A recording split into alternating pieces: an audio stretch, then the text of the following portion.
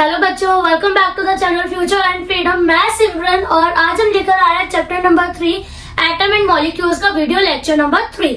इससे पहले वाले लेक्चर्स में हमने इसके चैप्टर के बहुत सारे पार्ट्स को कवर करा। जो आज का हमारा टॉपिक रहेगा, इस वीडियो लेक्चर का जो टॉपिक रहेगा वो रहने वाला है हाउ डू एटम एग्जिस्ट। हमने एटम्स के बारे में पढ़ा, लेकिन हमने ये पढ़ना है आज के टॉपिक में कि जो एटम है वो एग्जिस्ट कैसे करते हैं, मतलब कि वो नेचर में है।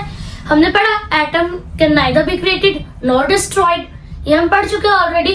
बट जब वो क्रिएट नहीं होता, वो डिस्ट्रॉय नहीं होता, तो वो एग्जिस्ट कैसे कर रहा है। ठीक है, तो चलिए विदाउट वेस्टिंग एनी टाइम इस क्वेश्चन का आंसर आज हम डिस्कस करेंगे। देखिए, एटम एग्जिस्ट करता है दो फॉर्म में। पहली फॉर्म होगी मॉलिक्यूल, सेकेंड फॉर्म हो जाएगी आयन। क्लियर? मॉलिक्यूल की फॉर्म में होगा एटम हमारा, या फिर वो होगा आयन की फॉर्म में। अब हमें इन दोनों को पढ़ना है। तो मॉलिक्यूल क्या होता है? देखिए, मॉलिक्यूल होता है जब दो या दो से ज्यादा एटम कंबाइन होकर के दो से ज्यादा एटम कंबाइन होते हैं, तो वो क्या बनाते हैं? मॉलिक्यूल बनाते हैं। तो ये भी दो टाइप का है। ठीक है, अब दो टाइप का कैसे? अगर वो दोनों एटम सेम है, हाइड्रोजन कंबाइन हो रहे हैं, तो वो क्या बना रहा है? H2। अगर ऑक्सीजन कंबाइन हो रहा है, O2। क्लियर? तो अगर पहला केस क्या हो गया आपका कि जब दो सेम एटम कंबाइन हो रहे हैं, सेम एटम कंबाइन टुगेदर, जब सेम एटम कंबाइन हो रहे हैं तो हमारा मॉलिक्यूल जो बन रहा है वो ये है। व्हेन सेकंड क्या हो जाएगा?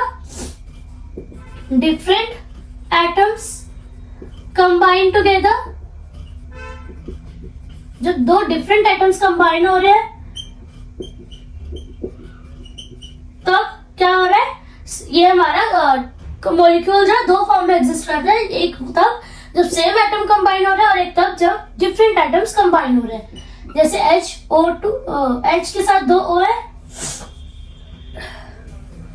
और आपका हो गया HCl। Clear?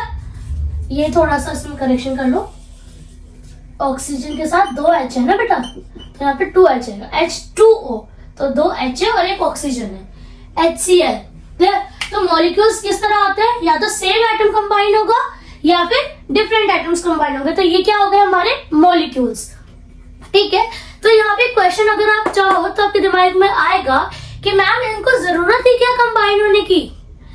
Can't they stay single form? क्या ये सिंगल फॉर्म में नहीं रह सकते? इनको कंबाइन होना ही पड़ेगा। तो इसके लिए ना मैंने पहले ही आपके सॉल्यूशन निकाल के रखा है। आप जब मेरे चैनल पे जाओगे तो आपको चैप्टर नंबर 4 मिलेगा, which is structure of atom. उस चैप्टर में आप वैलेंसी वाली वीडियो पे जाना, वैलेंसी एंड वैलेंस इलेक्ट्रॉन वाली पे। उसमें आपको समझ आएगा कि जो एटम है वो क्यों कॉम्बिनेशन में आता है, मतलब कि कंबाइन क्यों होता है, क्यों बॉन्ड बनाता है। यहाँ पे भी मैं आपको छोटा सा बता देती हूँ कि एटम जो है ना अपने आप को स्टेबल करना चाहता है। आप भी अपने आप को फिट रखना चाहते हो, स्टेबल रखना चाहते हो, मैं भी अपने आप को स्टेबल रखना चाहती हूँ। इसी तरह एटम भी अपने आप को स्टेबल रखना चाहता है। फॉर एग्जाम्पल, आप खाना खाते हो, तो फॉर एग्जाम्पल मेरी डाइट, मैं 3 रोटी खाती हूँ एक टाइम पर। ठीक है, तो अगर मैं 3 में से 2 ही रोटी खाऊंगी तो मुझे भूख लगेगी बार बार। अगर मैं 3 से 1 एक्स्ट्रा खा लूंगी तो भी मुझे प्रॉब्लम होगी। तो मुझे स्टेबल होने के लिए 3 रोटी ही चाहिए, ना कम ना ज्यादा। इसी तरह एटम का होता है, जो इसके वैलेंस इलेक्ट्रॉन्स होते हैं उनको स्टेबल होते हैं, जब उनके अंदर स्टेबिलिटी होती है। वैलेंस इलेक्ट्रॉन जो होते हैं हमारा आउटर मोस्ट शेल में, जब वो स्टेबल होता है तब जाके हमारा जो एटम है स्टेबल होता है। अब एटम को स्टेबल होने के लिए बॉन्डिंग करनी पड़ती है। तो ये दोनों इंटरकनेक्टेड है। तो please, this is a humble request to all of you, आप उसको जरूर देखिए ताकि आपको पता चले कि एटम्स बॉन्ड क्यों बनाते हैं, उनको स्टेबल क्यों होना है, क्या प्रॉब्लम है। ठीक है, तो मॉलिक्यूल दो फॉर्म में होंगे, या तो सिमिलर एटम कंबाइन होंगे या फिर डिफरेंट एटम्स कंबाइन होंगे। तो ये हो गया हमारा मॉलिक्यूल का कॉन्सेप्ट। अब आते हैं हमारा आयंस के कॉन्सेप्ट पे। आयंस भी हमारे दो हैं, एक है कैटायन और एक है अनायन। ठीक है, कैटायन क्या होता है? जैसे कि मेरे पास ये सोडियम है, ठीक है, तो सोडियम के ऊपर ऐसे प्लस चार्ज है। इसका मतलब क्या? सोडियम था, इसने क्या किया? एक इलेक्ट्रॉन क्या करा? लूज कर दिया, तो इस पे क्या आगे प्लस चार्ज हो गया। ठीक है, ions are basically when atoms lose और गेन एन इलेक्ट्रॉन। ठीक है, आयन कब बनेगा? जब कोई भी एटम या तो लूज कर देगा अपना इलेक्ट्रॉन या किसी से लेके उस इलेक्ट्रॉन्स को गेन करेगा। तो जब वो लूज करेगा तो कटायन बनेगा, ठीक है, और जब वो गेन करेगा तो आपका अनायन बनेगा। Is it clear? तो इसको याद करने का जो मेरा पर्सनल वो है एक स्ट्रैटेजी हुई है कि जब हम लूज करते हैं, हमने किसी को दे दिया तो बहुत हल्का फील होता है ना, हमने कुछ दान करा है, पॉजिटिविटी आती है। तो जब इसे लूज कर दिया, दान कर दिया, तो उसके ऊपर पॉजिटिव चार्ज आ गया। क्लियर? जब हम किसी से लेते हैं, जब हमने गेन करा, किसी से लिया, तो एक कर्जा रहता है ना यार, उससे लिया था उसको वापस देना होगा, एक कर्जे वाली फीलिंग रहती है ना, कर्ज ले लिया किसी से, तो यानी कि नेगेटिव चार्ज आ गया इसके ऊपर, ठीक है। तो ये छोटी सी स्ट्रैटेजी थी लर्न करने की, आप अपनी स्ट्रैटेजी जरूर बनाइएगा, कमेंट बॉक्स में शेयर करिएगा, क्या पता औरों को भी यूजफुल रहे, ठीक है। तो कटायन कब बनेगा? जब वो इलेक्ट्रॉन को लूज करेगा, और अनायन जब वो इलेक्ट्रॉन को गेन करेगा। कटायन के केस में जो चार्ज है पॉजिटिव होगा, अनायन के केस में चार्ज नेगेटिव होगा। अभी जरूरी नहीं कि एक ही इलेक्ट्रॉन को करे, ठीक है, ये जितने इलेक्ट्रॉन को लूज करेगा, फॉर एग्जाम्पल यहाँ पे 3 इलेक्ट्रॉन इसने लूज करे हैं, तो इसमें जो चार्ज है वो भी 3+ होगा। अगर इसने यहाँ पे 5 इलेक्ट्रॉन्स तो ज्यादा हो जाएगा, 2 इलेक्ट्रॉन गेन करे, 2 इलेक्ट्रॉन गेन करे, तो यहाँ पे इसका चार्ज जो है Na2- हो जाएगा। तो आप समझ रहे हो, जब भी लूज करेगा तो पॉजिटिव चार्ज, गेन करेगा तो नेगेटिव चार्ज, ठीक है। ये हो गए हमारे कटायन, ये हो गए हमारे एनायंस। इतना समझ आया? अब आप देखो कि ये जो चार्ज है जनरेट कैसे होता है, इसका एक सिंपल जो है तरीका है। जैसे कि मैं एक एग्जांपल ले लेती हूँ आपका ऑक्सीजन का, ठीक है। तो ऑक्सीजन का एटॉमिक नंबर क्या होता है?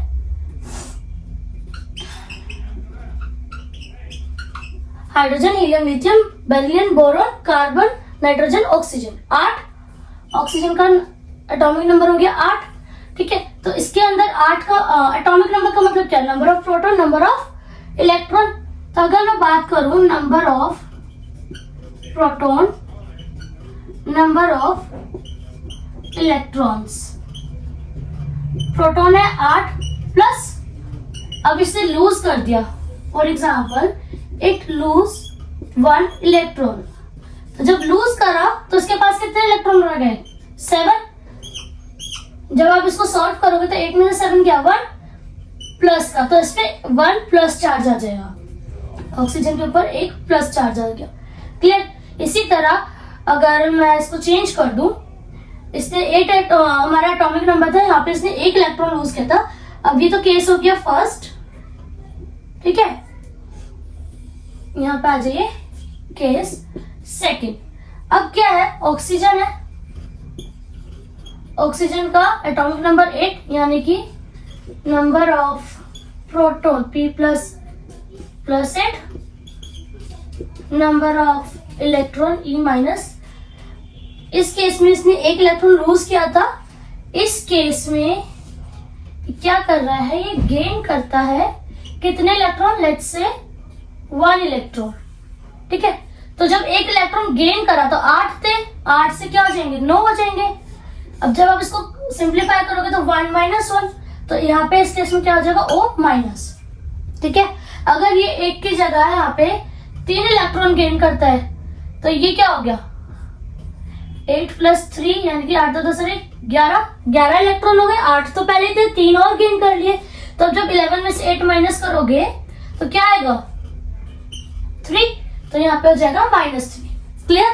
इसी तरह इसमें भी अगर ये 1 इलेक्ट्रॉन की जगह 3 इलेक्ट्रॉन, या फिर आप इसको चेंज करो 4 इलेक्ट्रॉन लूज करता है, तो जब 4 इलेक्ट्रॉन लूज करे तो 8 में से जब 4 दे दिए तो कितने बचे? 4। अब 8 - 4 विल बी +4, तो इस पे +4, ठीक है। इतना समझ आया? तो ये था हमारा आज का topic, how do atom exist. Molecule की फॉर्म में, आयंस की फॉर्म में, मॉलिक्यूल में सिमिलर जो होता है, सिमिलर मॉलिक्यूल भी हो सकते हैं, सेम होते हैं जिसमें दोनों एटम, और कंपाउंड भी हो सकते हैं जिसमें दोनों एटम्स जो है डिफरेंट होते हैं। क्लियर? उसके बाद कटायन और अनायन, और यहाँ पे मैंने इसका आपको ये बता दिया कि चार्ज जो जनरेट होता है वो कैसे जनरेट होता है। तो ये था हमारा आज का टॉपिक। यहाँ पर हम अपनी वीडियो को समाप्त करते हैं। आप चैनल को सब्सक्राइब करें, वीडियो को लाइक करें और कमेंट बॉक्स में अपने जो क्या कहते हैं थॉट्स होते हैं, अपने जो पॉइंट ऑफ व्यू होते हैं उनको जरूर शेयर करें, बिकॉज जब कनेक्शन होगा, कम्युनिकेशन होंगे, अच्छे से बातें होंगी, तभी तो चीजें ज्यादा अच्छे से सॉल्व होगी, है ना। तो चलिए मिलते हैं नेक्स्ट वीडियो में, टिल देन बाय बाय।